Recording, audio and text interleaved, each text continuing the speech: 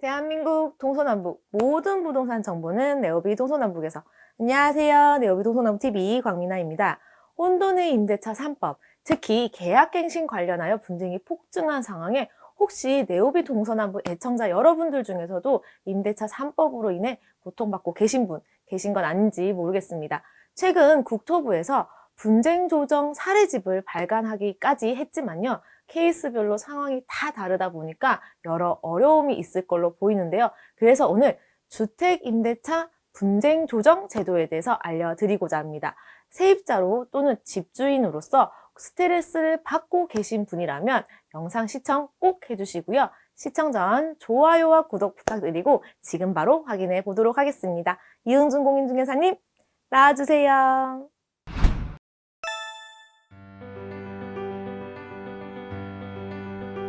안녕하세요. 꿈을 이루는 부동산 꿈부입니다.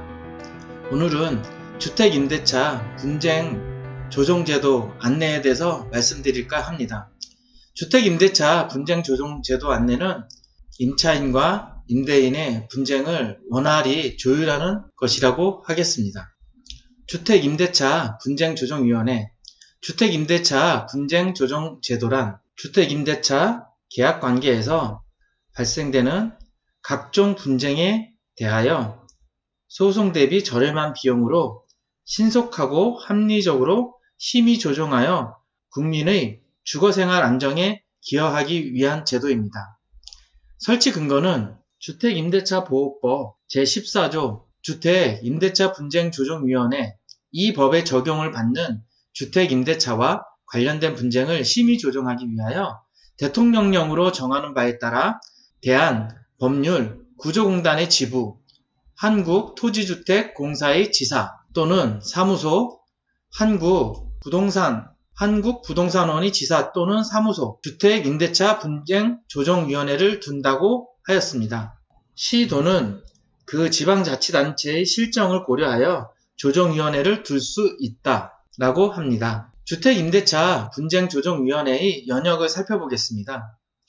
우선 2016년 6월 주택임대차보호법 임대차분쟁조정위원회 설치가 개정이 됐고요. 2017년 5월에 본격적으로 임대차 분쟁조정위원회 설치가 되었습니다. 대한법률구조공단에 우선적으로 6개소가 설치가 되었고요. 2020년 7월에 주택임대차보호법이 개정이 되면서 한국부동산원과 LH 내 임대차 분쟁조정위원회를 설치하였습니다.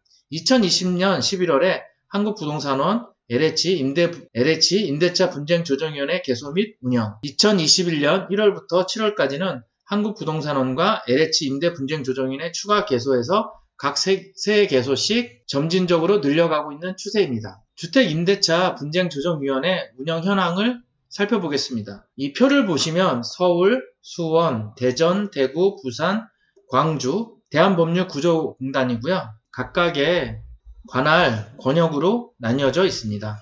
주택임대차보호법 제14조와 이하 주민법에 의거하여 분쟁조정위원회가 설치되고 변호사, 교수 등 관련 전문가가 당사자의 주장 및 자료를 토대로 논의 및 조정하는 것으로 조정 성립 시 일정 부분 강제력도 발생한다 합니다. 이 조정 절차를 살펴보겠습니다. 우선 조정 신청을 하고요. 그 다음에 접수를 하였을 때 법 21조 제3항 각호에 해당이 되면 신청을 각하합니다. 정상적으로 접수가 되면 상대방이 수락하게 되고 수락했을 시에 조정 절차가 개시가 됩니다. 조정 절차가 개시되고 조사 및 심의 조정을 하고요. 법 25조 제1항에 해당되면 조정을 아니하는 결정을 하게 됩니다. 문제가 없을 시 조정안을 작성하고요. 이 조정안이 작성됐을 때 상대방은 조정을 거부하게 되면 조정은 불성립이 되고 조정안이 작성 시 상대방이 수락하면 조정이 성립됩니다. 이 조정 신청은 분쟁 당사자가 해당 주택이 소재하는 지역을 관할하는 조정위원회에 분쟁조정 신청을 할 수 있습니다. 주임법 제21조입니다. 이 주택임대차 분쟁조정의 그 조정 대상은 첫째, 차임 또는 보증금의 증감에 관한 분쟁, 두 번째, 임대차 기간에 관한 분쟁, 세 번째, 보증금 또는 임차주택의 반환에 관한 분쟁. 네 번째, 임차주택의 유지와 수선, 의무에 관한 분쟁. 다섯 번째, 임대차 계약의 이행 및 임대차 계약 내용의 해석에 관한 분쟁. 여섯 번째, 임대차 계약의 갱신 및 종료에 관한 분쟁. 일곱 번째, 임대차 계약의 불이행 등에 따른 손해배상 청구에 관한 분쟁. 여덟 번째, 공인중개사 보수 등 비용 부담에 관한 분쟁. 이 여덟 번째는 공인중개사 보수 등 비용 부담에 관한 분쟁이 임대인과 임차인 중에서 임차인이 만기를 채우지 않고 미리 퇴거를 해야 되는 경우가 생겼을 때 임대인은 임차인에게 중개보수를 지불하고 다른 사람을 구하라고 합니다. 근데 실제적으로 중개보수는 임대인이 지불하는 것인데요. 임차인은 임대인이 발생하지 않을 중개수수료에 대한 부분을 임차인의 사정으로 인하여 임차인이 임대인한테 손해배상조로 주는 것입니다. 실제적으로 중개사가 이 중개보수에 관련돼서 중간에 나가는 임차인한테 중개보수를 받는 것이 아니라 임차인이 임대인한테 주고 임대인이 공인중개사한테 주는 것이 맞습니다. 아홉 번째, 주택임대차 표준계약서 사용에 관한 분쟁. 열 번째로 기타 5에서 9에 준하는 분쟁으로서 조정위원장이 인정하는 분쟁이라고 하겠습니다. 주택임대차 분쟁 조정위원회에서 이 조정에 계시는 조정위원회 위원장이 조정신청서를 송달하고 송달받은 피신청인이 조정에 응하고자 하는 의사를 조정위원회에 통지하면 조정 절차가 개시됩니다. 주임법 제22조. 단, 주임법 개정이 2020년 6월 9일에 따라 2020년 12월 10일부터는 신청인으로부터 조정신청 접수 받은 즉시 조정 절차가 개시된다고 합니다. 분쟁 조정위원회의 조사 등으로 보면 조정위원회는 신청인, 피신청인, 분쟁 관련 이해관계인 또는 참고인에게 출석하여 진술하게 하거나 조정에 필요한 자료나 물건 등을 제출하도록 요구할 수 있습니다. 이 조정이 부적합하다고 인정하거나 부당한 목적으로 조정을 신청한 것으로 인정한 때에는 조정을 하지 아니하는 결정을 할 수 있습니다. 여기에서 이 신청인과 피신청인이라고 하는 것은 신청인은 분쟁조정위원회에 신청 사건을 신청한 당사자이고 피신청인은 신청 사건의 상대방입니다. 그러니까 신청인이 임차인이 되면 피신청인은 임대인이 될 것이고요. 신청인이 임대인이 되게 되면 피신청인은 임차인이나 임차인의 이해관계인 부모님이 될 수도 있겠죠. 아니면 형제 자매가 될 수도 있겠고요. 이렇게 이해하시면 됩니다. 이 주택임대차 분쟁조정위원회 처리 기간은 조정 신청을 받은 날부터 60일 이내에 분쟁 조정을 마치며 부득이한 경우 조정위원회의 의결을 거쳐 30일 범위 내에서 연장할 수 있습니다. 주임법 제23조입니다. 주택임대차 분쟁조정위원회 조정신청 각하 사유를 살펴보면 1. 이미 해당 분쟁 조정사항에 대하여 법원에 소가 제기되거나 조정신청이 있은 후 소가 제기된 경우입니다. 두 번째로는 이미 해당 분쟁 조정사항에 대하여 민사조정법에 따른 조정이 신청된 경우나 조정신청이 있은 후 같은 법에 따른 조정이 신청된 경우. 세 번째로 이미 분쟁 조정 사항에 대하여 주택임대차 보호법에 따른 조정위의 조정이 신청된 경우나 조정 신청이 있은 후 조정이 성립된 경우입니다. 네 번째로는 조정 신청 자체로 주택임대차에 관한 분쟁이 아님이 명백한 경우입니다. 다섯 번째로 피신청인이 조정 절차에 응하지 아니한다는 의사를 통지하거나 조정 신청을 송달받은 날부터 7일 이내에 아무런 의사를 통지하지 아니한 경우.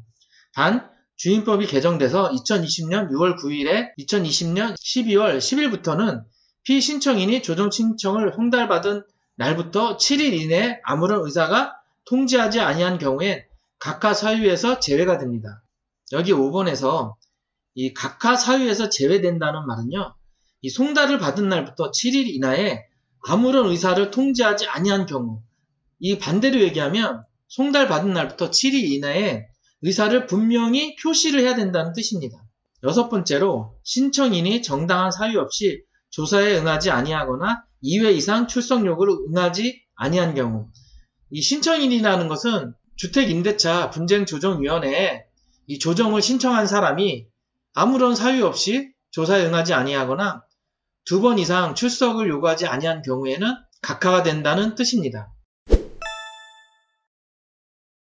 주택임대차 분쟁조정위원회에서 이 조정의 성립을 살펴보겠습니다. 조정위원회는 조정안을 작성하여 지체 없이 각 당사자에게 통지하며 통지 받은 날부터 7일 이내, 2020년 12월 10일부터는 14일 이내로 서면으로 수락, 의사를 표시하지 않으면 조정은 거부한 것으로 봅니다. 이 각 당사자는 통지를 받은 날부터 자기의 의사표시를 확실히 해야 된다는 뜻입니다.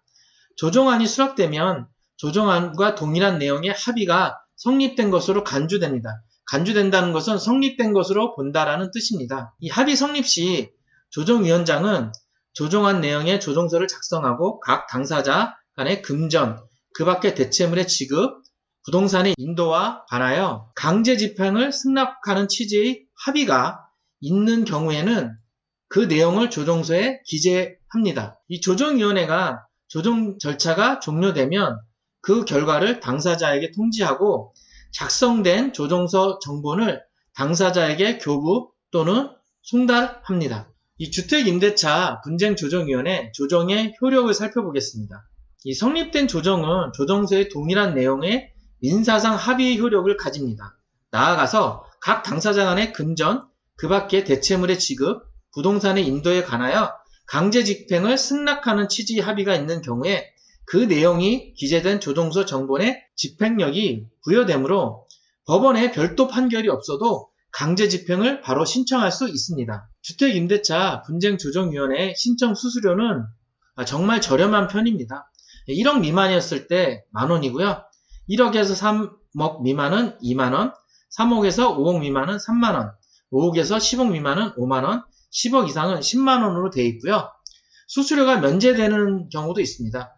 소액 임차인이거나 기초생활수급자, 독립유공자 또는 국가유공자, 고엽제, 휴유증 환자 등 참전유공자, 5.18 민주유공자, 특수임무유공자, 의상자, 한부모 가정지원법의 지원 대상자 등이 있습니다. 이 수수료가 환불되는 경우에는 조정 신청인 각하 또는 취소 시에 수수료는 환불되고요. 이 신청인이 조정으로 주장하는 이익의 값이 반환받은 보증금, 주택 수선에 소요되는 금액 등이 신청 불가 시에는 1만원으로 일괄 1만원입니다. 이 주택임대차 분쟁조정위원회 조정위원 자격 요건을 보면 법학, 경제학 또는 부동산학 등을 전공하여 대학이나 공인된 연구기관에서 부교수 이상 또는 이에 상당하는 직에 재직하신 사람, 두 번째로는 판사, 검사, 변호사로 6년 이상 재직한 사람, 세 번째로는 감정평가사, 공인회계사, 법무사 또는 공인중개사로서 주택임대차 관계 업무를 6년 이상 종사한 사람, 사회복지사업에 따른 사회복지법인과 그 밖의 비영리법인에서 주택임대차 분쟁에 관한 상담에 6년 이상 종사한 경력이 있는 사람, 그 밖에 지방자치단체에서 주택임대차 관련 업무를 4급 이상의 공무원, 그 밖에 임대차 관련 학습과 경험이 풍부한 사람으로서 대통령령으로 정하는 사람이 조정위원 자격을 갖출 수가 있습니다. 이렇게 주택임대차 분쟁조정위원회에 관련돼서 살펴보았습니다. 다음 시간에는 주택임대차 분쟁조정 시 여러 사례집과 조정에 관련된 사항을 살펴보도록 하겠습니다. 감사합니다. 다음에 또 뵙겠습니다. 네, 주택임대차 분쟁 조정에 대한 모든 것, 특히 비용까지 전반을 정리해서 알려드렸는데요. 주임법 때문에 스트레스를 받고 계신 분이라면 주택임대차 분쟁 조정 제도를 적극 활용하셔서 문제를 잘 해결해 나가실 수 있으시길 바라봅니다. 네오비 동서남부 애청자 여러분들만큼은 집 때문에 받는 스트레스가 없으시길 바라며 다음에 더 알찬 정보로 찾아뵙겠습니다. 오늘의 영상 도움되셨다면 아시죠? 애청자 여러분의 응원의 댓글이 큰 힘이 됩니다. 많은 응원 부탁드리며 지금까지 네오비 동서남부 TV 광민아였습니다. 감사합니다.